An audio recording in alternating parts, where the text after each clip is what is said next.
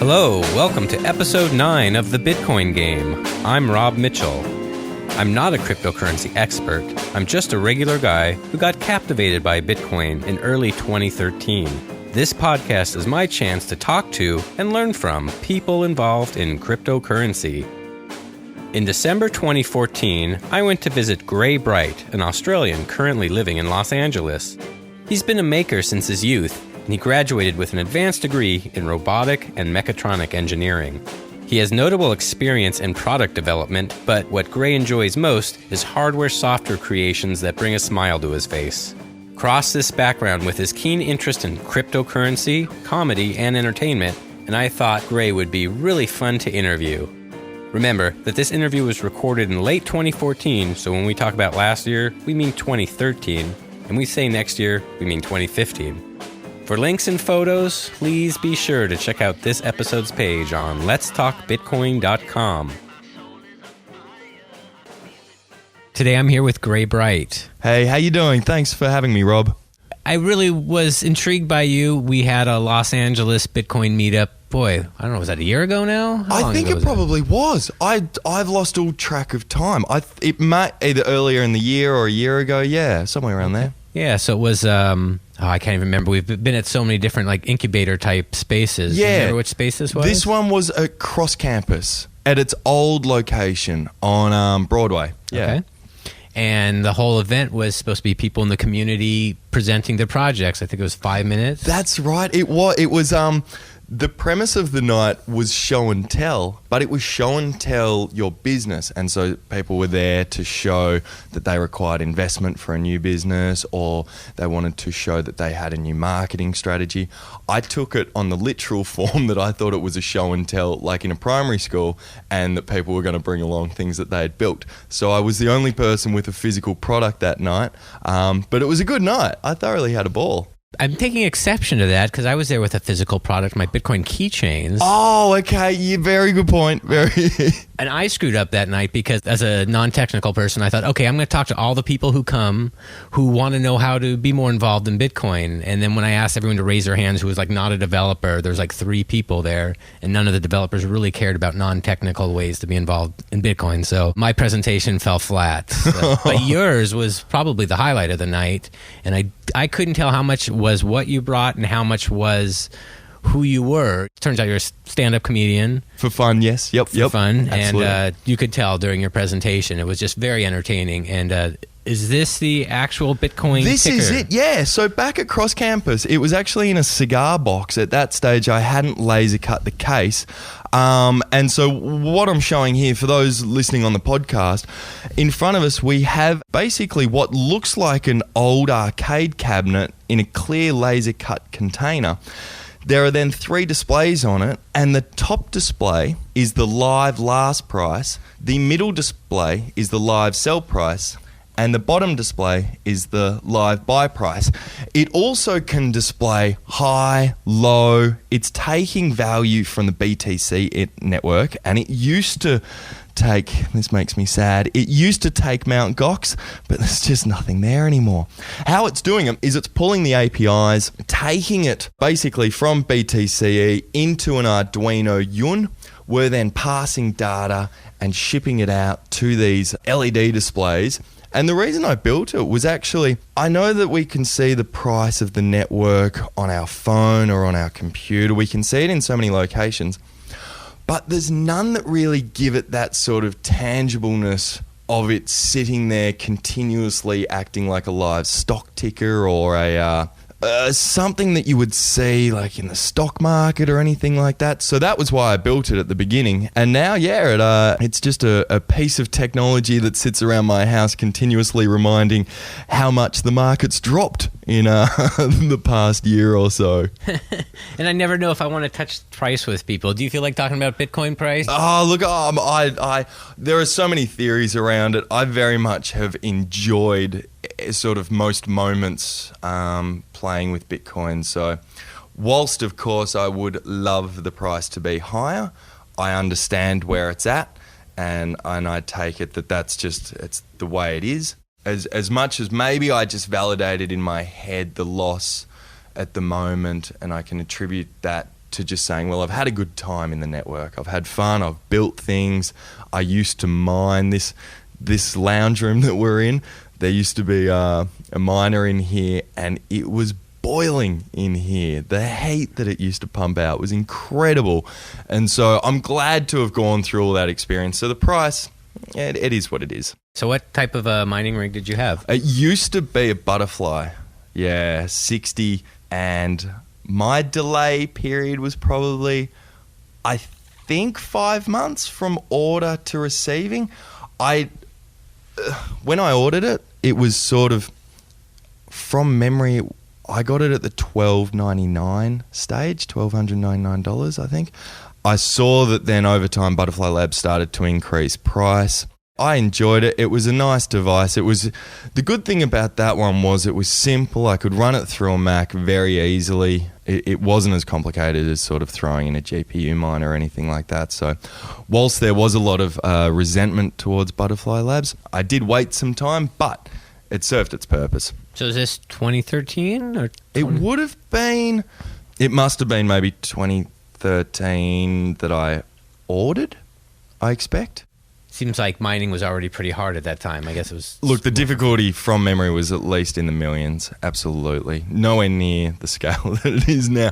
I can't believe the complexity of the network now. It's just become incredible. There is so much computational power inside it. It's outstanding. Yeah. So that's why I got rid of my miner. The heat? Yeah, many months ago. Yeah. The heat actually helped over Christmas. It basically was a free source of heater. We never turned on the heaters here over winter. No, I got rid of the miner because it just became the math of the energy use versus the reproduction of coin was just it no longer was viable. I was either at GoCoin or at an event somewhere, and whatever the genesis was, met an individual called Andrew Rayner, who's a composer, and we were chatting, and he was about to do a musical arrangement for a Bitcoin conference occurring in Amsterdam from memory a few months ago, or many months ago. Mm-hmm. I was standing there showing him this device, and he posed me with a very interesting question. He said, is there any way that we could translate price into sound? And so initially my thoughts went to, well, yeah, if I look at the price right now, we're at $313.70. If you translated that into hertz, you would come out with possibly an audible frequency. You could modify it and increase it or decrease it as needed. So there's certainly a reference value to create sound. Just make sure that this works. Cool. So I'm going to upload a new version of software. This is a modified piece of software. Okay, so I'm looking at your computer, and it looks like Arduino app that I guess is connected to your this price ticker. Exactly. And how I'm uploading now is wirelessly through our router to the Arduino. It's updating with this modified piece of code. Oh, is it just that progress bar there? Yeah. Okay, so it's done uploading. So now that it's done uploading, so that noise, what we're actually hearing is a complete translation of Bitcoin price into an audible spectrum. How I've done this is the buy price, the sell price, and the last price I allocate to a MIDI value. That MIDI value is then allocated towards either a piano, a guitar, or drum machine. What you then can do is take every piece of audio within there, and we could create a full orchestra. We could take the buy price to be the strings section, the high price to be guitars, the low to be bass, and as we see any change in price, you'll actually audibly hear the value change. So right now... And I feel like I hear, is it like 5 tones each? There's probably somewhere around there. I lose track. Did you hear that modification? It's just dropped slightly, and there's a slight change in there as well. So what's happening... we'll see a little flash come across here when the price changes, and we will now hear the actual price change. Yeah, so now that's definitely lower than before. So now we can audibly hear that the price went down. Okay, and I just realized for the podcast, they're probably not hearing any of this. Let's see. So what we're hearing right now, we're going to hear it change. There's a slight modification that went on there. The buy price just quickly changed. Oh, there's a full modification again. So all of the prices, and I'm going to change the actual grand piano. Oh. So that's a fall in price, the lower tone? Yep. So what's happening there? Technically what's occurring, how this works, I'm going to use my hands here for a second and hopefully I can explain this well. I take reference of today's high price and I take a reference of today's low price. Basically, we can say that the low price is 0%, the high price is 100%. If the buy price is sitting in the middle, then it's kind of like hitting the middle of the keyboard. If the buy price right now is right near where today's high is, then it's kind of like hitting at the very top of the piano. And if it's down at the below, near today's low, then it's like hitting a low note. And so that's how it's actually occurring, this change in key presses. Interesting. I feel like I have a sense for it listening to it, but I'm not actually able to mentally distinguish these different notes. No, you're right. What occurred at the beginning, I had the absolute same. I couldn't work out what it was because until you see which notes correlate to which, then it seems very scattered. Over time, now that I understand exactly how I can hear the changes, and whilst sitting right here right now, I wouldn't get it correct. After if you just have it playing softly in the background while working, you can absolutely notice any change in the network and you can just sort of subconsciously correspond to what it is. Yeah.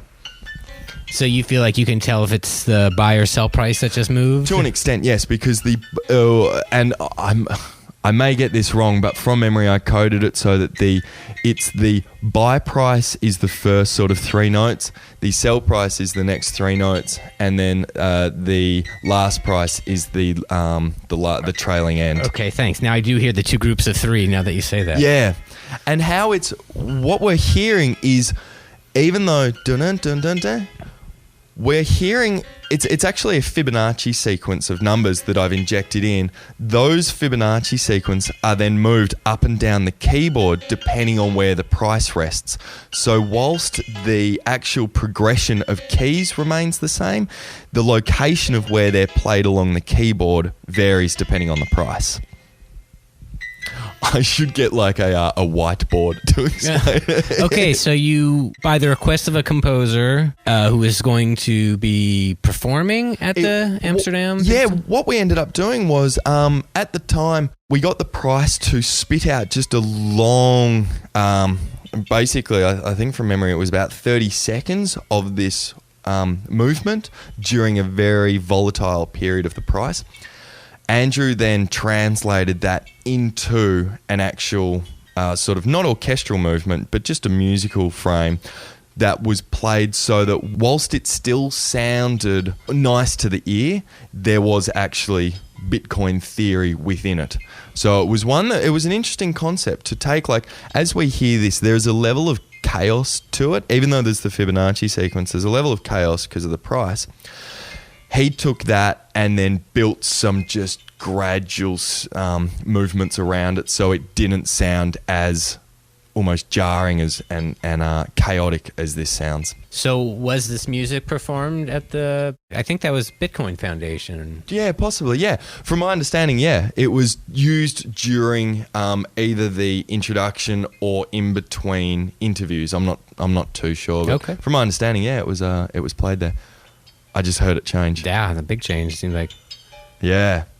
3.14.9, 3.14.0. I really enjoyed modifying it to do this because whilst this isn't anything absolutely amazing, I really do feel it adds another level of notification that I hadn't seen before. We'd certainly seen iPhones displaying the actual price, but it changed again. Having different versions of notification, I'm very interested in. Like the lights that you see around here, when I've got these set up regularly, each light bulb changes colour depending on certain notifications, whether I get emails from people, whether temperature's going to be. Like say, for instance, I have a bulb set up that if it's going to rain that day, when I come out here in the morning, that bulb is blue so that I know that it's going to rain that day, which is incredibly rare in Los Angeles. But yeah, I enjoy the concepts of being able to take what is a very tangible... Oh, did you hear that change? Yeah, it looks like we're on a tear here. Let's buy some Bitcoin. 3:15:06, we'll hear it. Yeah. How exciting. Boy, it makes it seem really exciting. 10 cents higher. So it's quite fun. And that's the thing. After time, you do start to... Like what just happened there, we were talking, and you subconsciously just heard a note difference, and instantaneously you knew that there was a change in the network. When this occurs during a very volatile market, it's great because you hear, when someone, like once we break... This is fun.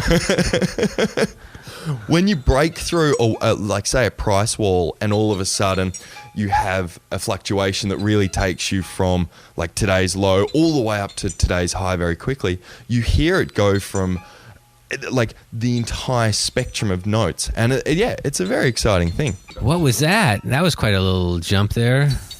Up 47 cents. Yeah. The closer we get to, let me find what today's high is. Today's high is 317. Today's low is 304. So we are just moving closer and closer towards today's high as we get there. Like when you play just the keys at the very far end of the keyboard. Sounds like a toy piano. Almost. Exactly, yeah. We're just getting closer and closer to there. Fun. I feel Bitcoin is actually going to become relevant in the automation space as well. Now, whilst humans operate on currency, and for all of the reasons that exists, I feel that Bitcoin is actually a unique situation to allow a value of currency, or simplistically allow transference of value between robot to robot. The reason for that, I feel, is that at some point it may become relevant to somehow discern value between robot, between workload, a value of payment to get a robot to do work for you. I feel like that may come about. Wow. Well, thinking about robots and Bitcoin, you can get into some crazy places. Yeah. It's some exciting, like just some good fun things. I've had a bit of a look around to see if there's places to talk about this, but at the moment I haven't really found people to sort of bounce ideas off or anything like that. I can't remember where I feel like I heard this discussed. I don't know who to credit this to, but it's an interesting thought, just that all the science fiction we've had never really touched money and the type of thing that's possible with cryptocurrency. And you're absolutely right. If you look at most of the science fiction, it's almost like films never show what goes on in the background. So in a film, you never see the protagonist go and use the bathroom. You rarely see them actually eat. You rarely see them do those things in the background. Science fiction, I don't feel... Well, I've never come across one where it actually showed us the logistics or the complexities around what actually an autonomous or an automated service, what needs to go on in the background. How do you pay it? How does it get serviced? Who owns it? How is the fleet actually assigned and so on? Possibly one could be, say for instance, we're in 15 years time, I have a little robot who's really good at renovating houses, can build a patio. To offer its services to you to build you a patio, I feel like the transaction could be a transaction of Bitcoin to that robot, which then would provide value to the robot to go and perform its own self-service, perform its own upgrades. We always talk about artificial intelligence from the point of view that it is self-aware.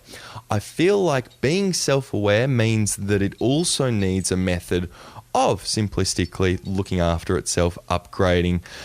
And we know in this world, if it's going to be self-aware and it wants to exist by itself and not have a fundamental owner, then therefore, like a human, it needs to look after itself.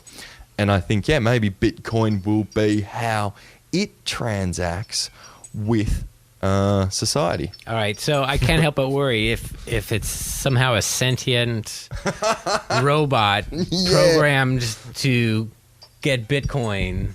Is Bitcoin part of Skynet? Is this part of Bitcoin? Give me Bitcoin, you know? What we may have just discussed is the first 5 minutes of Skynet. Maybe that is actually what, once it became self-aware, it then realized that it needed to have all of the Bitcoin it could get. Takes people's bloody thumbs, puts them on the thumbprint reader. That's exactly it. Yep. Everything has unintended consequences. And I always wonder... I feel like proponents of Bitcoin often don't want to explore anything that could be a negative light. There's enough negative lights to Bitcoin, and who wants to present more stones to be thrown? But what are some unintended consequences of Bitcoin? Like what we're thinking about with this robot, and I don't know if there can be an answer for that. Or I'm sure there are, but you might. I don't know how quick you are. I feel one of the unintended consequences that we've just naturally discovered is the increase pressure that we have as a community placed upon the energy production network. So, and I don't know the exact values, but certainly the increase in computational power has certainly had an increase in just power in general being needed by the network. I remember seeing an estimation of how much electricity has been used and is used. I think that certainly is an accidental, and not only is it an accidental effect of the network, it is one that will continue to increase. Boy, I'll tell you, I've got solar panels on my roof. Oh, really? I'm a turn the lights off guy. I'm sure there's some big things I'm overlooking, but that's awesome. But so that's a really difficult thing for me because I really, feel like I don't want to use energy more than I have to. And, I mean, it feels like literally the energy to power the network is exactly the strength of the security of the network. To me, that seems like that would be a real revolution, something that either solves everyone's power need for power or somehow an improvement. I don't know what it could possibly be with the Bitcoin model to I feel like we are are based on such a computational equation to dictate who receives more coins that whilst we still scramble for coins, we naturally are going to just keep adding and adding computational power to the network, which theoretically will only increase power consumption unless there is a dramatic change in the processor itself, in how it solves it. And so say, like the transition from the GPUs to AT6 and so on, if we found a new processor that has a different operation that uses less power but more computations or just simplistically more equations, then that would reduce the power. However, that I don't see happening anytime soon at all. Are the developments of ASICs somehow keeping up and not requiring more energy? Like, I can't understand how it keeps growing. There's two different methods. There's either adding more chips per circuit board so that you fundamentally just have a more powerful computer, or reducing the size of basically the silicon lines on the processor itself. So as you go down smaller and smaller nanometers, you just have more computational power within that same chipset. Both of them, more often than not, result in increased power consumption if we continue the way that we are, which I think is just going to. I actually don't know of any other method that would actually really fundamentally work apart from what we're on in terms of proving who's done what to to the network. And I don't know, is it a pretty, has the line been pretty, or the curve, I should say, been pretty predictable? Like, could you see where it was going 6 months ago and be fairly accurate, you think? I feel like the network has had just like logarithmic growth in terms of complexity. And when you say complexity, you mean hash rate? Yeah, exactly. And so I don't see any solution to it unless this just wouldn't work if we somehow banned certain methods of processing. Then we could bring it back down to the days, like the early days, where if we restricted it to only being on GPUs, but of course people would then just get banks of GPUs as they did. So it's one that there is no foreseeable solution in my eyes. I'm just wondering if the curve is fairly predictable, or has been. I guess things would always change. I mean, what is the predicted? I mean, we talk about current energy production. What's the energy production going to mean in a year? Let's quickly see whether You gonna Google it? Yeah. Looks like a Bitcoin talk thread. That's pretty much what, right along the lines of what I was thinking. This is from Biodiesel Chris, senior member on Bitcoin Talk. Yeah. I'm going to read out one line here, which is quite interesting. The inevitable arms race to increase hash versus watt is irrelevant. From a microeconomic standpoint, that just serves to distribute the coins to the players. And further, from a macroeconomic point of view, the amount of money spent on power will almost nearly match the current price, with some latency adjustment periods and some caveats for people who voluntarily lose money, steal power, etc. I think I've heard that type of thing before. Which is worrying in a way, because if the coin increased again up into the thousands of dollars, then that means that everyone is more than happy to spend that much on the power consumption. That sure makes sense. Yeah, it's actually quite...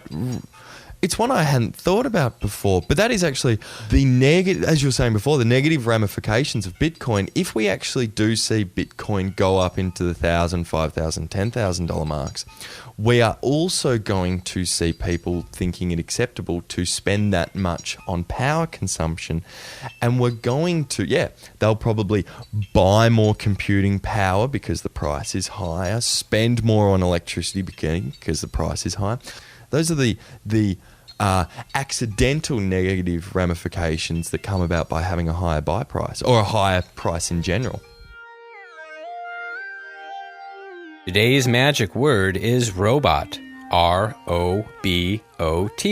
Use the magic word to claim your share of this week's LTBcoin distribution on letstalkbitcoin.com.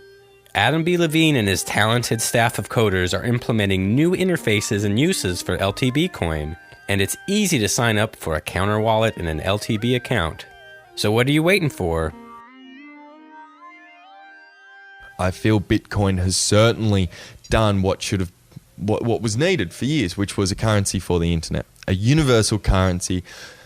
I'm Australian. Me sending money back to Australia is just a nightmare. Not only from a Forex point of view, from price that I get charged to the bank fees, tele fees, all of these things. And then simplistically, if I want to buy something on the internet, Bitcoin easier, tipping easier, microtransactions, all of those things. But I think it's going to give so much innovation to so many categories that we haven't actually seen it yet. And I hope, like how we're hearing changes occur right now, I think audible visualization of markets is something that I hadn't seen before, and I can correlate it to that, Bitcoin helped me in my own little world innovate notifications in a way that I hadn't really thought about before. I had never thought about using music as an actual method of notification of the market or context around me. And so, I think in that way, Bitcoin sort of gave me the ability to innovate in my own little world, and that'll just keep happening all around. It definitely inspires people in different ways. It's some people are doing it in groups, and some people are very isolated, as I've come to find. Doing all kinds of amazing things just as a fun little hobby, just like it's been for you. That's exactly it. And an interesting one.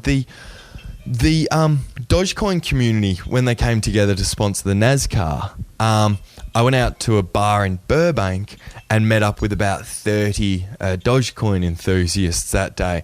And it was incredible to see the cross spectrum of individuals that went there. And we were all basically just brought together by pretty much a subreddit of Dogecoin. That was then, it was almost like you had to take a group on Reddit, go to the subreddit, then you had to find the ones in LA that were then ready to actually not only sponsor a NASCAR, but then wanted to go to a bar. And it was amazing to see that, yeah, the people I met that day, I bought a physical Bitcoin off someone. Are you talking about the Bitcoin species? Let me grab it. The silver? Yeah, that may be it. With the QR code? Yeah. Yeah, that's Joseph. I interviewed him on one of my podcasts. I don't know if you know much about him. You think he's just a coin guy, but I mean, he's a security guy and real involved. Yeah. And all kinds of stuff. But yeah. See, what a classic. I find that really interesting that... you like the physical thing. Yeah, you're probably right. Well, I mean, do you have other, Bitcoins that basically hide the private key, Cassatius and all those? Most of my security's done through a couple of offline wallets. Well, this is more just for me, it's fetishization, or I remember when I was first getting into Bitcoin and I'd see they'd always show the pictures of Cassatius coins. I had no idea what they were, and I remember coming to Bitcoin Talk, what are these things? Yeah. I think I understand Bitcoin, but what are these? And I love the paper wallets. I love trying to figure out ways to tape them or close them up that you would maybe be tamper evident. I don't know. So that's been my thing. I have a number of different coins with hidden private keys and tamper evident holographic stamps. Yeah, it gives a tangible nature to it. I really like it. Yeah. There's definitely something about the tangible product and so on. There definitely is. I enjoy it. And that's how I gave gifts back last year. Basically all the younger people in my family, nephews and stuff like that, they all got one Bitcoin paper wallet. Oh, that's awesome. The price range, I wanted to be fair to everybody, so some of them was under $100 and the most expensive was $3 something. Yeah. Fortunately, everyone's birthday was done before the price. I don't know what I would have done in November of last year if I had a birthday that I hadn't given a Bitcoin to yet. I think it is absolutely something that people in the Bitcoin community can do in increasing awareness is you just need to give out like a tiny bit, just a tiny amount of Satoshi, and then that gets someone else interested in it. And it's not about then giving advice of, hey, you should do this and you should do that. It's purely just creating a tangible feeling within them that they have access to it. Because I think one of the problems with Bitcoin is it is still locked in a world that is very technologically focused. It's not mainstream, and I don't think it will get mainstream until the mainstream really start educating people on how it's used and it becomes easier to use. So tough with security nowadays, and I mean, we just had the Sony breach, which... Yeah.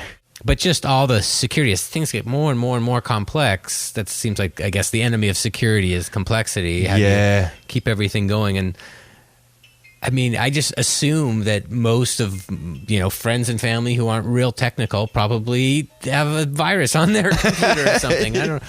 Bitcoin, you just don't have any leeway. You're absolutely right. It's tricky. For me, the companies that I admire, and I know, look, everyone's always got opinions on who's best and so on. I think Coinbase are really, in my eyes, leading the way in making this a more mass acceptable. I think the way that they handle their merchant side and their wallet side, I think is great. Have you tried Circle? No. They good? It's super user friendly. Yeah? I mean, you go through lots of know your customer stuff. Yeah. The same, I think, with Coinbase. Yeah. But just super easy. And the really fun thing is you can use your credit card, which they used to say you could never use your credit card because you could reverse a credit card charge. It could be stolen. But I think they do so much know your customer. Okay. And, I mean, you pay the fee that would be involved. But it's just kind of fun just to use your credit card. Just to me, like I thought I'd heard for so long that'll never be a possibility. Yeah, but yeah. it is. And maybe they can absorb a few losses. I'm sure they're just trying to get market share right now. That must be. Yeah, you're absolutely right. I remember like Coinbase. Yeah, I had to do the bank account verification. There was a time that was scary too. Are they going to shut down my bank account because I'm buying things on Coinbase? That's exactly it. Is this completely wrong? Will the government come after me? Yeah. Well, or not the government, just the bank trying to protect themselves. Yeah. That was an interesting discussion with Micah and Brock. Theoretically, a bank, if they get caught for just a small type of not crossing their T's as far as know your customer, they can suffer huge fines. Yeah, and they just don't want to mess with. What are they going to make with Bitcoin right now, I guess, by interfacing with it? And it becomes highly complicated. It becomes just absolutely so complicated once you start thinking like, what's the right steps for Bitcoin? What is the right way that it should move forward? I think obviously it'll just keep marching on. Oh, okay, 314. That was a massive drop. It certainly sounds that way from the pitch, yeah. How interesting. You've become very... You absolutely recognize it now. Oh, like that you can't miss those big changes in pitch. It's incredible. I really... I'm very happy that we've been able to listen to it for such a long period of time, because I usually show this device to people over a short period of time. You know, it'll be like a few minutes at most. And I know that they appreciate what has been built, but they don't get the first-hand experience of actually sitting there after time. Because when you say to them, you just leave it playing in the background, then you notice it. They're usually like, what, you have to leave that in the background? But when you do, like once you work away, it just becomes like the sound of traffic or the sound of someone playing in the street. It just becomes second nature. And yeah, you subconsciously recognize it. Well, it's definitely really interesting to talk to you, Gray. I really appreciate it. Rob, it's been an absolute pleasure. Honestly, thank you so much for coming around and having a chat with me about all this stuff. Really neat to see all the things you're doing, and can't wait to see some more stand-up comedy from you too. Yeah, absolutely. I'll continue to make videos and talk show at the beginning of next year. Where do we look for the talk show? So that'll be held at the new Cross Campus venue, and it's at the moment it is January 23rd. So you'll be recording a live show there. Yep, live talk show. Follows the same format as Conan O'Brien. There will be monologue, sketch, interview, musical act. We may put a couple more sketches in there, but it's pretty much if you could imagine a Conan O'Brien, but purely for technology. So we'll be interviewing CTOs, CEOs, engineers, mathematicians. We are going to film it, and so the show's called The Tomorrow Show. We'll be putting up video afterwards. And do you have that URL or anything? Yeah, and okay. I've got to check out thetomorrowshow.io. And yes, I think that'll be a good fun show. It's one I put on a show a few years ago in a similar format, but it was just straight comedy. And it was a great night. It was silly. It's variety. It's just fun. It's time that Tech had a talk show. Let's have a look at the, what are we on as a price? 314. We have hovered all around 314 this entire episode. Who says Bitcoin's volatile? That's exactly it. Once again, Rob, absolute pleasure. Thank you so much. This has been real fun. All right, nice I've had place. A ball. I love the indoor pool over there. Yeah, that's exactly it. All right, let's go swimming. And the live studio audience. Right, bye-bye.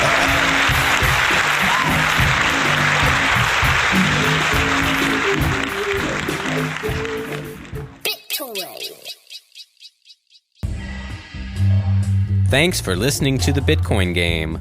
Please let me know you listen to the podcast by following or tweeting to the BTC Game on Twitter or commenting on this episode's page on letstalkbitcoin.com.